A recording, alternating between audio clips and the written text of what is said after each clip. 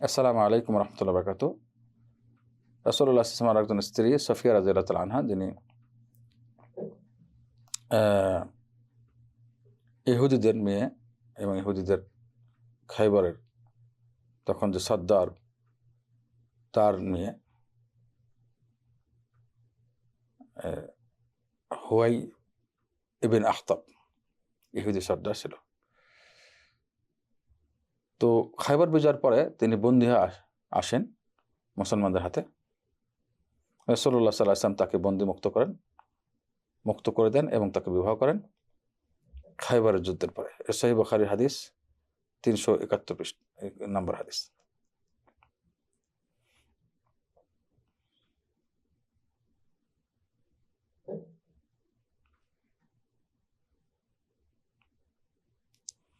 সফিয়া সম্পর্কে বিভিন্ন রকম কুচ্ছা রটায় কাফেররা। তো সফিয়া রাদিয়াল্লাহু তাআলা আনহা সম্মান তার বৃদ্ধি হয়ে যায় বন্দী এবং ইহুদি মহিলা ইসলাম গ্রহণের কারণে, এবং তাকে মানুষ মুক্ত করেন।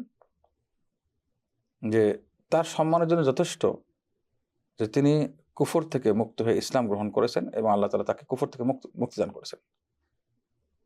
এবং তার সম্মানের জন্য এটাও যথেষ্ট যে তিনি ইসলাম গ্রহণের পরে, ইসলামের সম্মান মর্যাদা পাওয়ার পরে তিনি রাসূলুল্লাহ সাল্লাল্লাহু আলাইহি ওয়াসাল্লামের স্ত্রী হিসেবে গণ্য হয়েছেন এবং মহানবী সাল্লাল্লাহু আলাইহি ওয়াসাল্লাম তাকে বিবাহ করেছেন।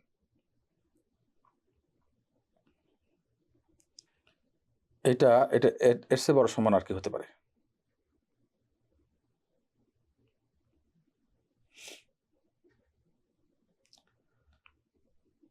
একটি ঘটনা, যেটা সহিহ হাদিসের ঘটনা এবং সহিহ তিরমিজির ঘটনা, 3894 পৃষ্ঠা নম্বর হাদিস, 3894 হাদিস।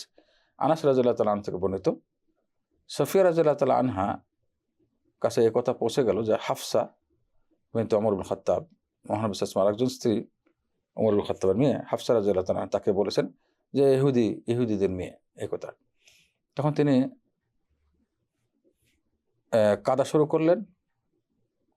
রাসূলুল্লাহ সাল্লাল্লাহু আলাইহি ওয়াসাল্লাম তার কাছে যখন আসলেন, তখন বললেন যে কি কারণে তুমি কাঁদছো? তিনি বললেন যে হাফসা আমাকে এটা এরকম বলেছেন, ইহুদির মেয়ে বলেছে। আল্লাহ রাসূল সাল্লাল্লাহু আলাইহি ওয়াসাল্লাম তখন বললেন, তুমি নবীর মেয়ে, তোমার চাচা নবী এবং তুমি আরেকজন নবীর স্ত্রী। আল্লাহু আকবার। অর্থাৎ তোমার স্বামীও নবী।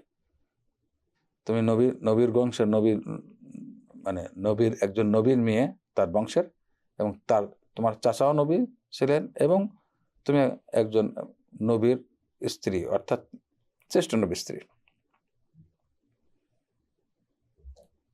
তো এটা নবীর মেয়ে মানে এটা হলো, অর্থাৎ তিনি মুসা আলাইহিস সালামের বংশের, তার চাচা অর্থাৎ হারুন আলাইহিস সালাম নবী, এবং মহানবী সাল্লাল্লাহু আলাইহি ওয়াসাল্লামের স্ত্রী, তিনজন নবীর সম্পর্ক হয়ে গেলেন। তো এইটা নিয়ে তিনি কথা, এটা তোমার অহংকার, ফখর, তোমার বিশেষ মর্যাদা, সেটা অন্য কারো নাই। তখন আল্লাহ সাল্লাল্লাহু আলাইহি ওয়াসাল্লাম হাফসাকে বলেন, ইত্তাকিল্লাহ, হাফসা তুমি আল্লাহকে ভয় করো, এরকম না বলার জন্য বলেন নাকি? তো এটা হলো বিশেষ ফজিলত ছিল সাফিয়া রাদিয়াল্লাহু তাআলা আনহার, তার নবীর বংশের, নবীর মেয়ে, চাচা নবী, মহানবীর স্ত্রী, সর্বদিক থেকে বংশীয় মর্যাদা সবচেয়ে বেশি, এটা বোঝা গেল।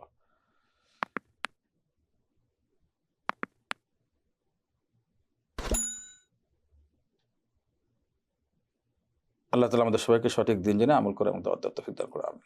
আসসালামু আলাইকুম ওয়া রাহমাতুল্লাহি ওয়া বারাকাতুহু।